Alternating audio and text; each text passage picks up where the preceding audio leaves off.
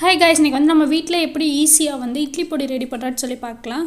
கடையில் வாங்கி சாப்பிட்றத விட இந்த மாதிரி வீட்டில் ட்ரை பண்ணி சாப்பிடுங்க. சூப்பர் ஹெல்த்தியாக வந்து இருக்கும்.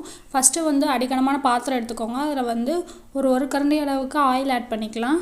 அது கூடவே வந்து நான் ஃபஸ்ட்டு வந்து ஒரு பவுல் அளவுக்கு உளுந்து ஆட் பண்ணிக்கிறேன். ஆட் பண்ணிவிட்டு வந்து நல்லா ஃப்ரை பண்ணி எடுத்துக்கோங்க. அதோட கலர் சேஞ்ச் ஆகிற வரைக்கும் நல்லா வந்து ஃப்ரை ஆகட்டும்.